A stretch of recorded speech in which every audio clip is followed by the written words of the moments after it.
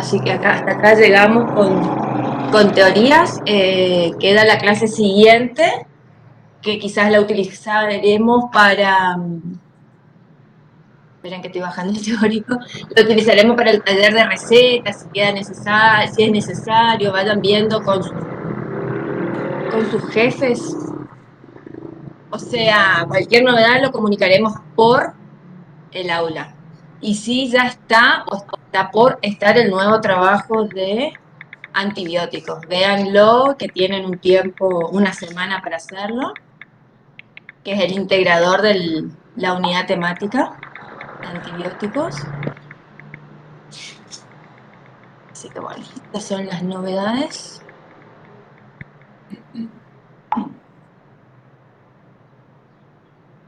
Tom, Power.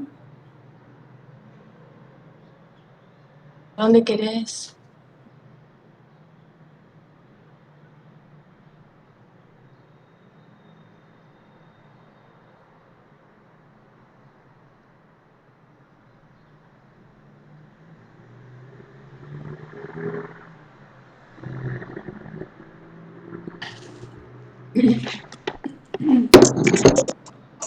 No sé qué está muy chiquito.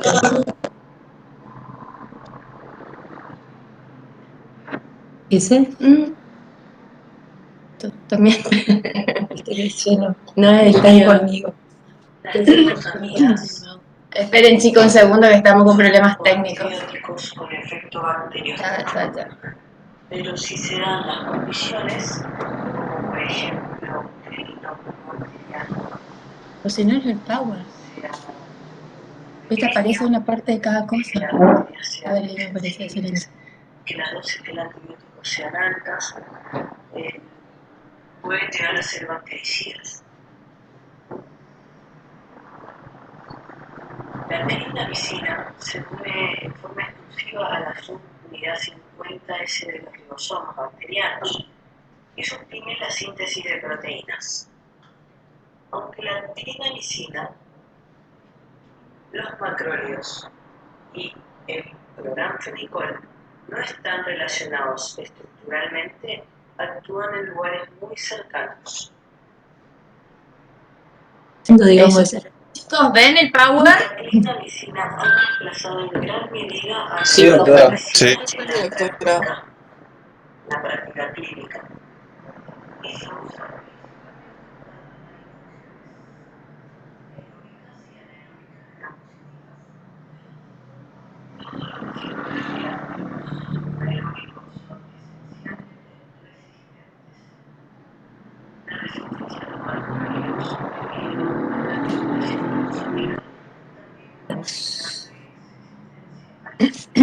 Buen día, chicos.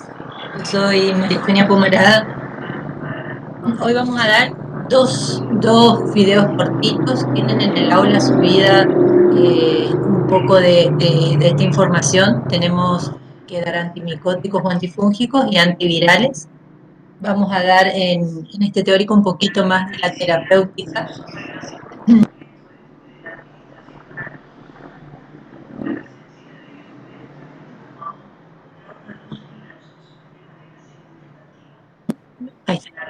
Ahí está. ¿Ahí me escuchan? Sí, se escucha. Bien. Perfecto. Antes de comenzar con los fármacos, tenemos que saber que en la cavidad bucal las lesiones fúngicas son lesiones superficiales producidas por un hongo denominado Candida albicans, que va a producir las candidiasis. Las características principales de esta lesión son placas de color blanquecino en la zona de la lengua y la mucosa bucal, paladar. Tenemos que tener en cuenta que este hongo es un hongo saprófito que necesita factores predisponentes para proliferar, ¿sí?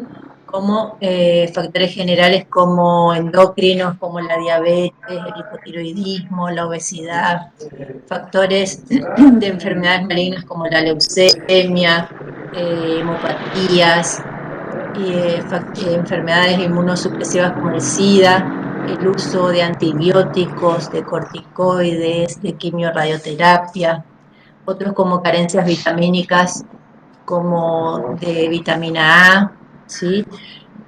Dentro de los factores locales, la serostomía es un factor que aumenta la predisposición a candidiasis, la manihigiene oral, las prótesis mal adaptadas, la alteración de la dimensión vertical.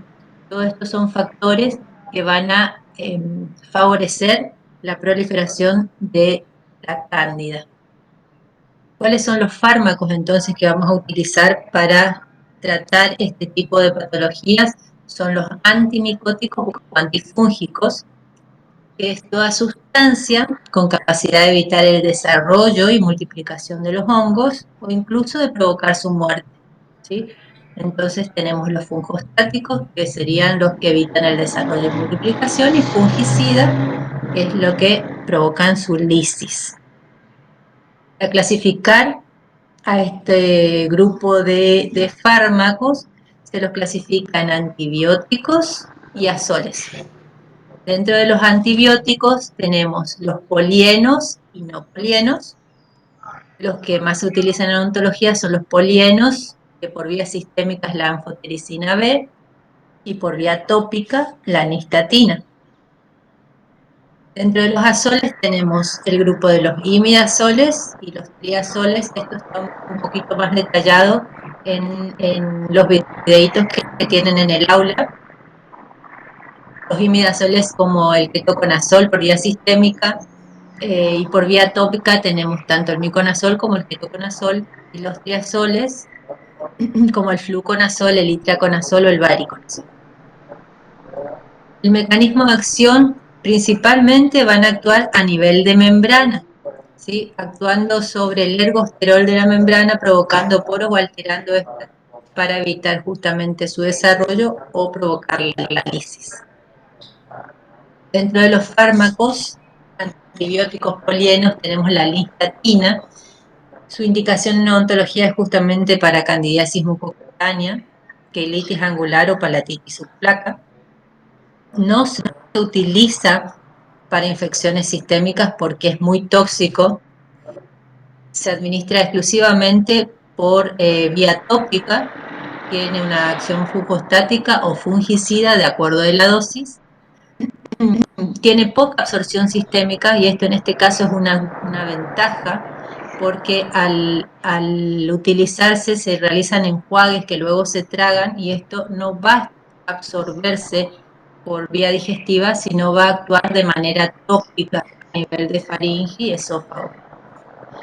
Las presentaciones son la suspensión oral, las cremas, los comprimidos solubles, los polvos, las tabletas vaginales. Hay que acordarse que la nistatina se utiliza no solo para candidiasis bucal, sino vaginal. Por eso también las presentaciones comerciales. Dentro de los efectos adversos, como le dije, es un fármaco que se utiliza por la vía de administración tópica, pero se lo traga, entonces va a producir intolerancia digestiva, náuseas, vómitos, diarrea, sabor amargo. A nivel de piel va a producir dermatitis de contacto.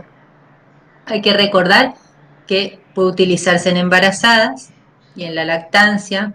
Tiene un antagonismo con clorhexidina, eso no se lo pueden utilizar simultáneamente.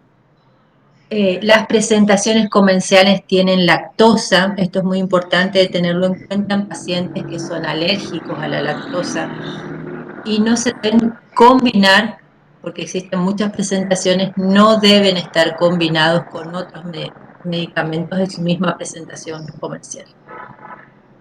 Las dosis de nistatina, de acuerdo a la edad, van a ser para menores de 2 años de 400 a 800 unidades internacionales al día, para mayores de 2, de 1 a 2 millones de unidades internacionales al día, y en adultos de 2 a 4 millones de unidades internacionales por día. Como ejemplo, les puse un ejemplo de posología para un adulto. Si requerimos utilizar 2.400.000 unidades al día, para un adulto vamos a hacer suspensión oral. Ahí tienen el ejemplo de nistatina de Denver, que les dice que viene por 100.000 unidades internacionales por mililitro, ¿sí? Entonces, si tenemos la presentación comercial que viene de 100.000 unidades internacionales por mililitro, y vamos a dar por enjuague 4 mililitros, vamos a estar dando 400 unidades internacionales por enjuague cada 4 horas, o sea, 6 veces al día. La duración del tratamiento tiene que prolongarse hasta 48 horas después de desaparecidos los síntomas, con un máximo de 14 días. ¿Cómo se va a realizar? Se va a realizar enjuagues o buches, mantener la nistatina la mayor cantidad de tiempo posible en boca y luego se traga, ¿sí? Por si existe algún tipo de honguito a nivel de faringe o esófago. Como alternativa de este tratamiento, si el tratamiento tópico no ha sido efectivo, se utiliza por vía oral el itraconazol. El itraconazol es un azol, está dentro del grupo de los triazoles, es un alternativo para candidiasis oral. Tiene buena absorción oral, que disminuye con el pH gástrico elevado. Se une en un 99% a proteínas plasmáticas, tiene una distribución extensa en tejidos y se metaboliza en hígado. Hay que tener en cuenta que tiene interacciones que disminuye su biodisponibilidad con rifampicina, que es un antibiótico, carbamazepina, los bloqueadores H2 antiácidos, que aumentan los niveles de dioxina, que es un antiarrítmico, y de ciclosporina, que es un inmunosupresor.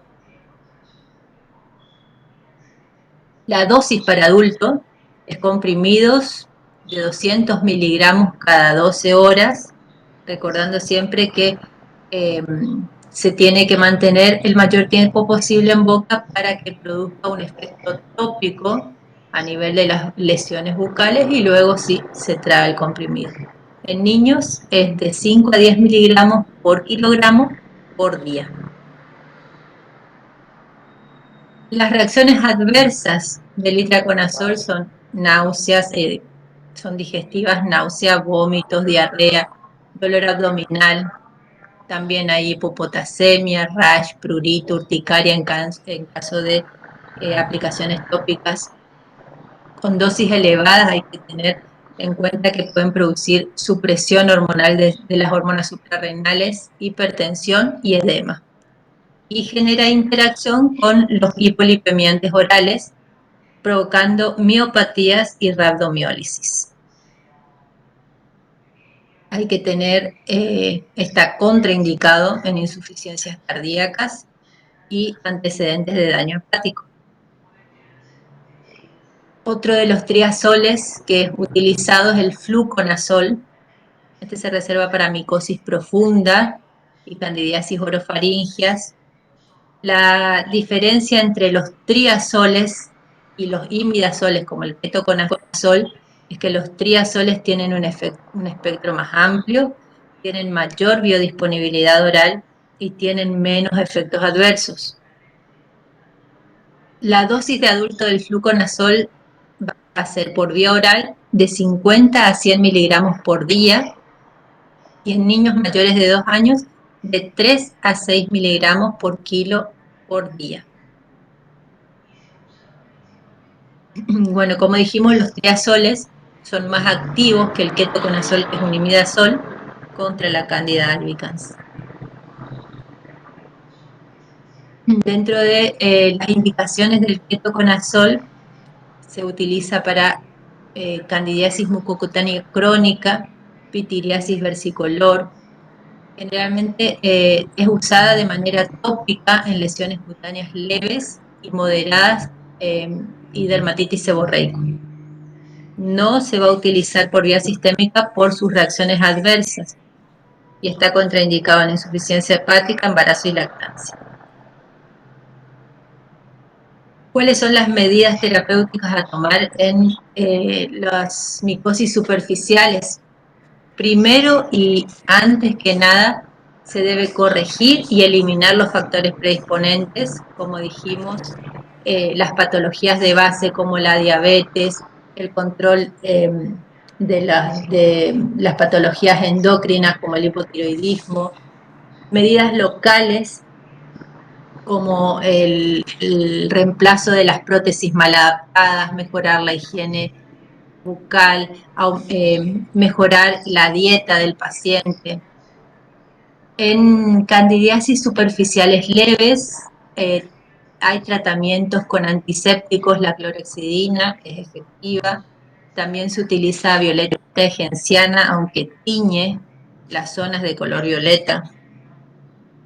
Dentro de la terapéutica farmacológica, para candidiasis oral, comenzaríamos con una vía tópica de nistatina de 200 a 400 unidades internacionales cada 6 horas y hasta 14 días. En adultos, si la vía oral es insuficiente, se puede utilizar itraconazol de 200 miligramos cada 12 horas y fluconazol de 50 a 100 miligramos por día. Esto se va a utilizar solo en fase aguda si la extensión de las lesiones son amplias, en recidivas, en neutropénicos, en pacientes con VIH y para prevenir en estos pacientes inmunosuprimidos, para prevenir posibles candidiasis sistémicas. Hay que tener en cuenta que en las candidiasis orofaringias pueden haber cepas resistentes como la Candida cruceis, y en esta las alternativas son la nistatina y la anfotericina, los sí. Dentro de las candidiasis diseminadas, la vía endovenosa puede ser la anfotericina B, pero se reserva para tratamientos hospitalarios. Y por último, para recordar que el uso racional de los antifúngicos, tanto antifúngicos como antibióticos en general, es una responsabilidad de todos debido a la gran resistencia actual a estos fármacos. Bueno, y con esto terminamos el tema de antifúngicos. Vamos a trabajar ahora el otro tema que es cortito, que son los antivirales. ¿Alguna pregunta sobre este tema?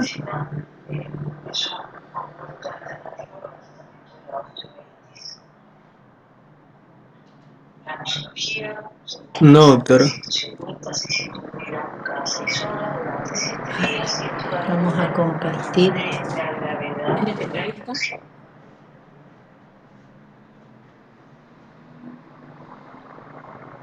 Si hay una parte que no entendés, lo que me diga, yo ya lo entendí bien, yo la verdad. Sí me acuerdo que el teórico terminó, no sé por dónde. ¿Puede ser? Fíjate. ¿O no?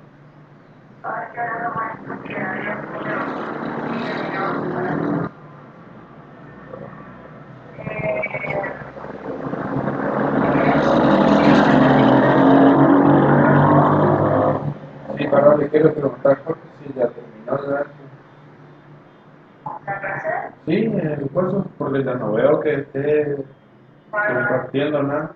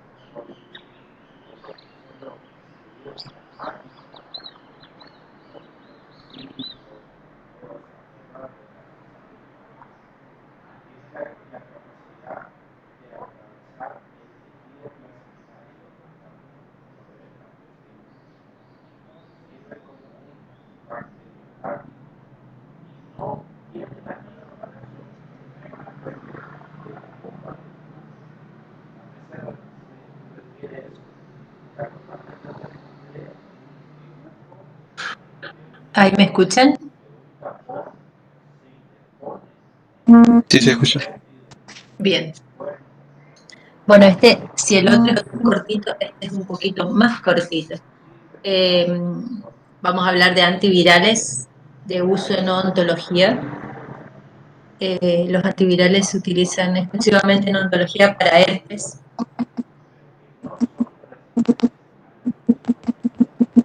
Antes de eso tenemos que saber brevemente qué es un virus para entender el mecanismo de acción.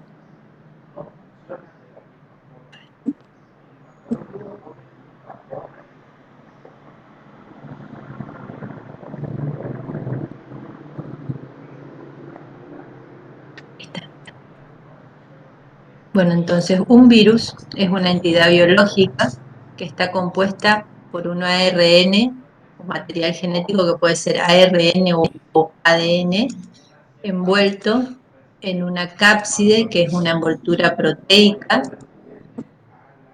que puede estar o no rodeada de una envoltura bicapa lipídica, que es la envoltura virídica, por esto que se llaman virus desnudos o cubiertos. ¿Cuáles son las características de los virus? Los virus son parásitos intracelulares obligados, es decir, que necesitan sí o sí una célula huésped para vivir y utilizar sus organelas para reproducirse. ¿Cuáles son los virus que van a afectar a la cavidad bucal? Tenemos los ADN cubiertos, que es el virus del herpes simple 1 y 2, la varicela zoster y el citomegalovirus, y el ARN cubierto, que es el virus de la inmunodeficiencia humana. Para estos virus tenemos los antivirales de uso odontológico, que son los que inhiben el ADN polimerasa, que son los análogos de los nucleósidos, como el aciclovir y el ganciclovir, y los análogos del pirofosfato, que es el foscarnet. ¿Cómo actúan los antivirales? ¿Cuál es su mecanismo de acción? Esto está bien desarrollado en el videíto que tienen en el aula, pero tienen que conocer básicamente que inhiben la síntesis del ADN viral y la replicación viral. ¿Sí? El aciclovir está indicado para el herpes simple tipo 1 y 2 y la varicela zoster. No actúa sobre el citomegalovirus. Por vía intravenosa se reserva para infecciones graves. Por vía oral se lo utiliza para el herpes labial y genital. Hay que tener en cuenta que se debe utilizarlo en el pródromo de la enfermedad, es decir, cuando comienza a las 48 o 72 horas de los primeros síntomas, se debe realizar el tratamiento para que esto pueda permitir acortar la duración de los síntomas y evitar sobreinfecciones, sobre todo en pacientes inmunosuprimidos.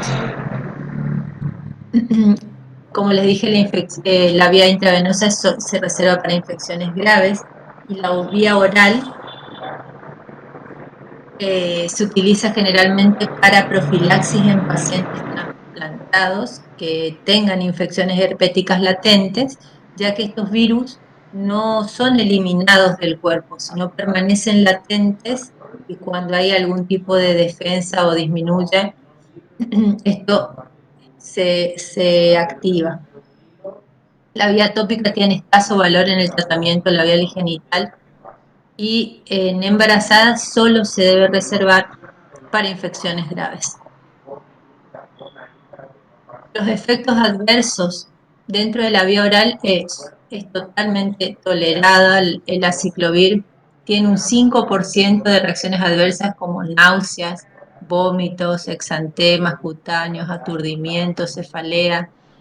Por vía intravenosa es nefrotóxico, pero la nefrotoxicidad es reversible si se realiza una perfusión lenta y teniendo en cuenta de hidratar al paciente antes de realizar el tratamiento por vía intravenosa. La neurotoxicidad también es reversible y se da en pacientes generalmente inmunodeprimidos. También puede haber flebitis en el punto de infusión, exantema cutáneo, náuseas, vómitos. La vía tópica hay sensación de quemadura en la zona de aplicación, prurito, eritema.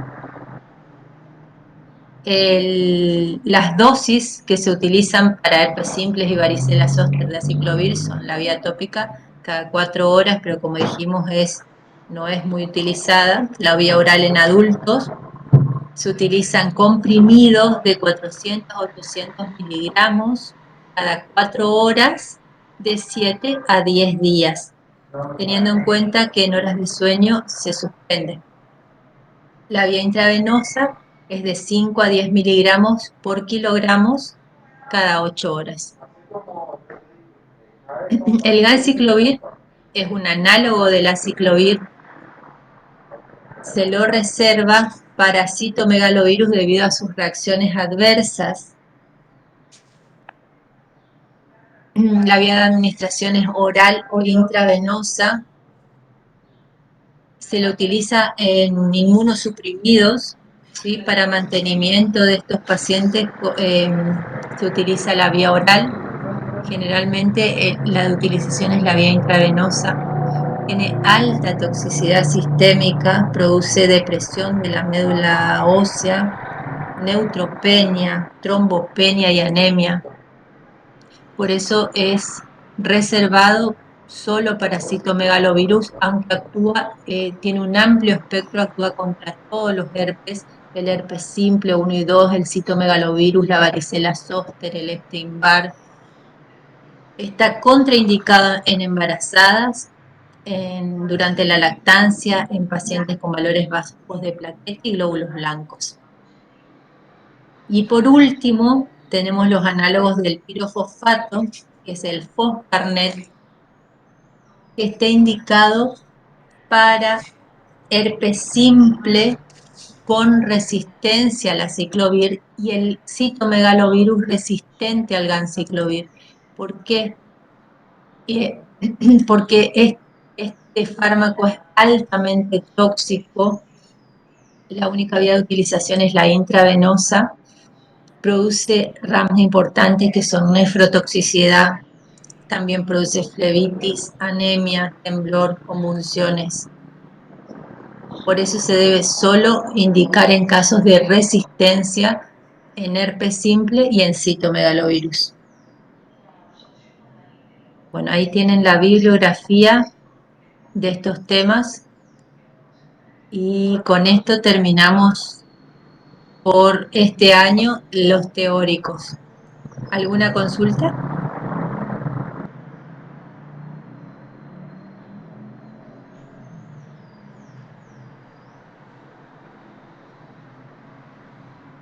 ¿Alguna consulta? Doctora, ahora tenemos clases normal en el horario de siempre con los profesores. Sí. Tienen sus clases normales. Si querés pausarla ahí, A ver si el escuchá, teórico del viernes pasado cuando te lo iban a dice subir que al aula. toda la bola esa, Sí, el sí, van a calcio, subir al el aula. magnesio y el Todos los zinc teóricos van a pueden estar cargados en el aula. interferir con la absorción, se está haciendo referencia a una persona que está haciendo una dieta, por ejemplo, el pescado es Claro, un sí, generan alimento que tiene mucho zinc, un antagonismo, ¿sí? calcio, No se deben usar magnesio. juntas. Te digo para que no te confunda, ¿viste? Como que zinc, calcio, magnesio, todo eso, ¿sabes? Bueno, chicos. Sí, ya está. Bueno, entonces ahora esperan sus horarios de clase y nos vemos si Dios quiere. Hasta luego, profe. Todo, Luego, muchas chicos. gracias.